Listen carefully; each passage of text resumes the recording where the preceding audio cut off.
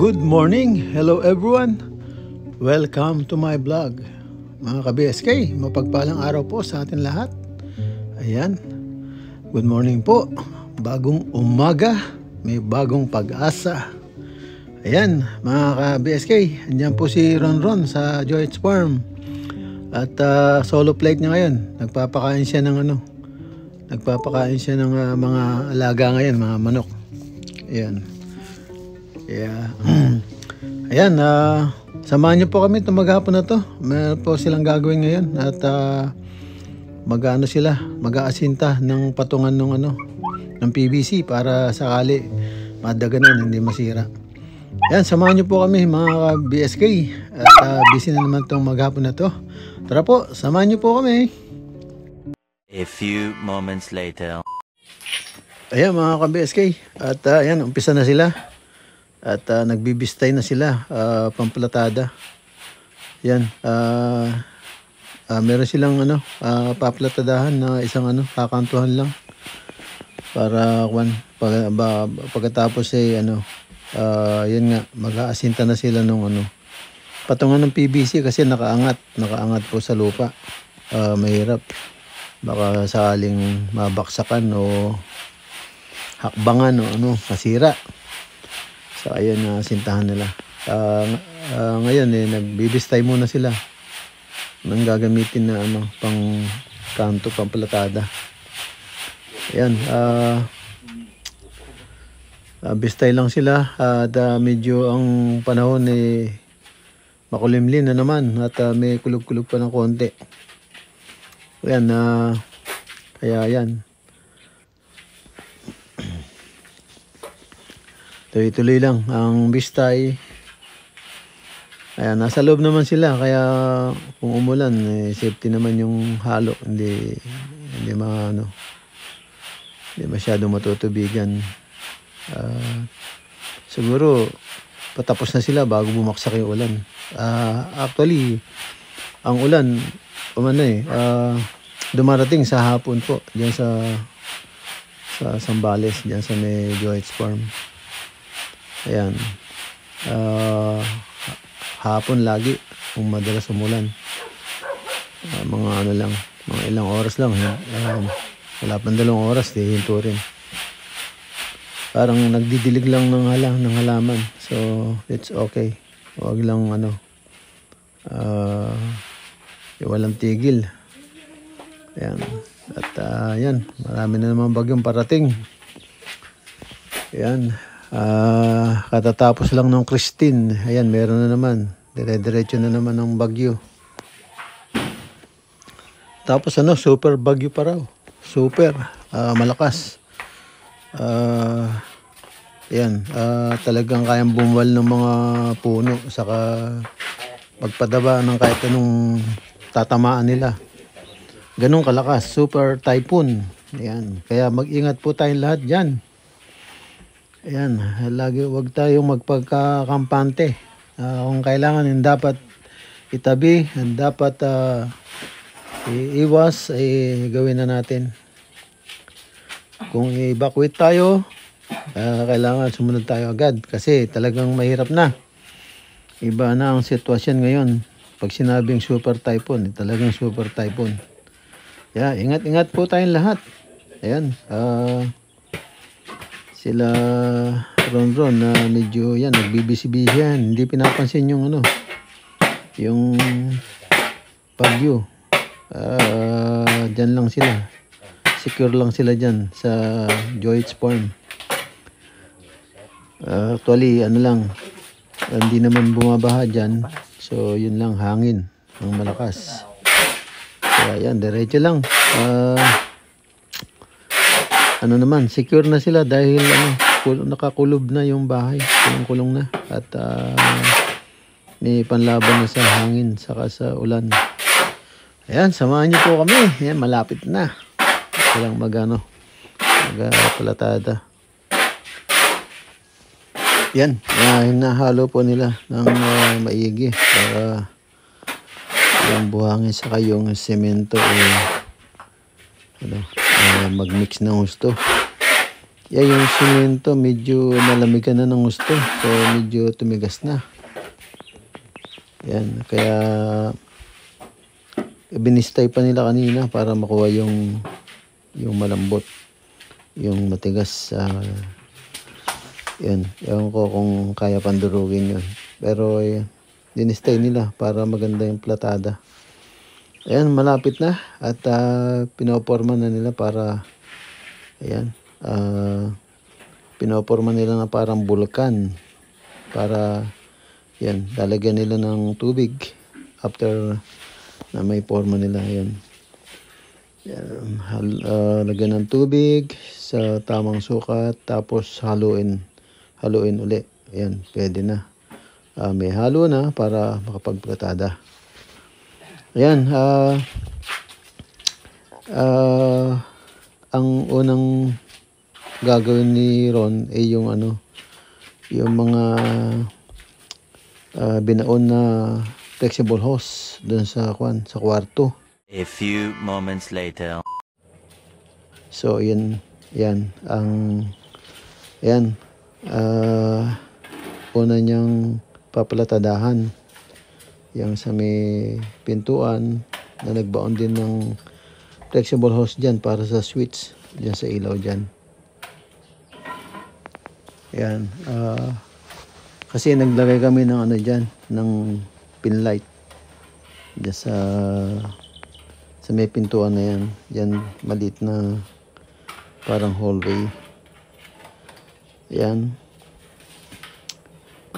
Tatakpan nyo yung yung sininsil dyan. At yan nga, nilagay yung flexible hose para doon sa switch ng ilaw. Ayan, kumbaga karagdagan yan, hindi na ilagay nung pinoporma pa, kaya ngayon. Tapos yun sa kabilang kwarto naman, dyan sa tapat na yan, yun, ganun din.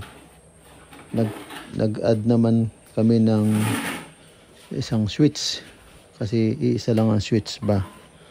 So nag-add kami ng isang switch, yun, para just in case alanganin kasi yung isang nilagay nasa may pintuan. So ayan, yan ang sinasabi ko, yung sa kwarto. Yan, naglagay kami ng isang dyan, plug, isaksakan. Ayan, kasi alanganin yung isa nasa may tabi ng pintuan. Ayan, naglagay ng switch dyan sa medyo may gitna para dalawa na yung switch. Ayan. Actually, dapat yung switch na yun nandoon sa may malapit sa bintana. Yun yung magandang spot, may malapit sa bintana para maglagay ka ng TV o electric fan o mas maganda sa may malapit sa bintana. A few moments later. Ayan mga kabiskay, doon naman sa sa labas naman. Ayan, tapos na yung mga sininsil doon sa loob. Ayan, dyan sa labas naman at ayan, kinakantuhan niya yung konting pinipinis niya yung nasa labas.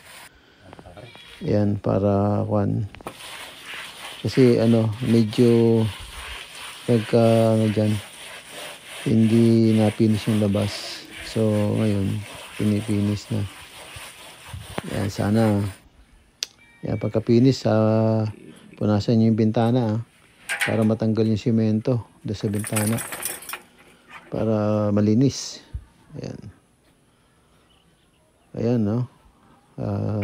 Pagkatapos niyan, yung pagpinis dyan, diyan na mag-aasinta na ng hollow block para sumalo doon sa PVC para suporta, maging matibay. Yan sa may PVC ng kubeta papunta doon sa Poso Negro. Tayo na ni Pare Roron, the Great Mason. Halo. Make it faster, double time. Halo. Yan, halo, sabi ni Ron. Ayan make it faster, pero ang tagal ng halo. Yan, baka mamaya humango si Ron, hindi humalo.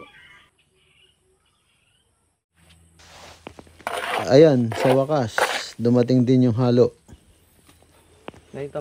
Ayan, asintayin po nila yan yung isang hollow block lang para tumukod lang dun sa PVC, just in case, kasi kung meron dadaan baka maapakan yung PVC o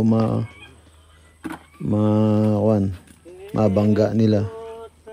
Mas maganda na yung andyan merong asintada sa ilalim, siya secure, matibay, hindi masyadong madadamage o ayan, meron siyang nakasalo. Ayan, kaya pinalagyan natin ng asintada yan kasi nakita ko delikado talaga. Kailangan talaga yan nakapwesto yung PVC o either na kahit lagyan lang ng poste, mga poste ba, sa kahalangan ng kahit anong kahoy, yun, nakapatong siya at least. Kesa yung napakahaba, walang nakaalalay. So ayan, pinalagyan natin asintada para sigurado. Ayan, at maganda pang tignan. Malinis tignan pagka ganun. Ayan, katulad niya, di ba? Pag nilagyan ng halo yan sa ayan. So ayan, mga ka-BSK, ganyan lang. At least peace of mind, meron kang peace of mind na hindi tamaan man hindi masisira. Kaya yan, okay lang yan. Yan, mas magandang tingnan pag ganyan.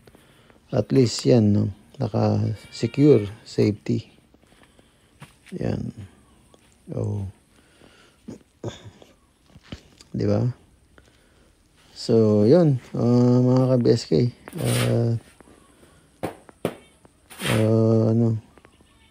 Yan, pagkatapos yun, paplanuhin na natin yung paggawa ng yung kubeta dun sa tabi niyan, sa labas, para at least mayroon pumunta sa farm, may magtatanim, may anong tawag doon, magpapatanim ka, magpapaano ka, meron gagamitin yung mga trabador, di ba? Tapos pag nagkaroon ng bisita, ganun din. Kaya kailangan nating kasi kaya din sa mga nagtatanim, pag may kasamang mga babae, so hindi naman sila pwedeng umupo lang sa pilapil. So kaya kailangan, yan ang naisipan natin agad. So yan ang susunod nilang project. na gagawin. Yung ano, yan, yung kubeta nga sa labas. Magkaroon tayo ng isang pinto ng kubeta sa isang pinto ng shower lang. Yung pwedeng mag-shower, pwedeng ano, yun. Just in case magkaroon din tayo dyan ng swimming pool o may shower. Bago pumunta sa swimming pool, mag-shower muna para yung libag-libag nila hindi mapupunta sa swimming pool, di ba? So, yun. Ganun. Para pagkatapos nilang maligo, may shower pa rin. Magsa-shower pa rin sila para bago sila magbihis, di ba? Luglog, banlaw. So, ayun. Ang susunod na project. Tapos na siya. Sana matuloy. Magkaroon ng budget. So, ayan, mga ka-BSK, abangan nyo yan. At nag-iisip tayo na para at least may trabaho yung mga tao natin, no? Yan. Yan, sa ano lang yan, George Farm. Yan. Kasi napasubuta tayo sa una. Nagpagawa tayo sa una. Napaulit pa ulit tayo dahil sa mali-mali yung gawa. Nagka-doble yung gastos, di ba? Kasi inulit. Ayan, ayos na. Medyo na ayos na yung ano. Ayan, asintahan na nila. BSK, yan, ayos na. 346 minutes later. Ayan mga ka-BSK, tapos na sila dun sa may PVC na inasintahan nila. Yan, dito siya ngayon at hapon na rin, dilim na rin. Yan, pakain na siya ng ano, ng mga alaga. Nagbigay ng inumin, saka yun, nagpakain. Ayan, tapos na yung trabaho. Kaya ito, yung pinakain naman niya yung ating mga alaga. Ayan, at ayan, natapos na rin yung maghapon namin ni Ronron at ni Joey. Ayan, bukas kita-kita tayo muli. At yan, dito lang po muna. At kita-kita tayo sa susunod na upload. Yan mga ka-BSK. Maraming salamat po sa tiwala at panonood. Ayan, sige po, ingat po kayo kasama po kayo naroon. At maraming salamat po sa panonood.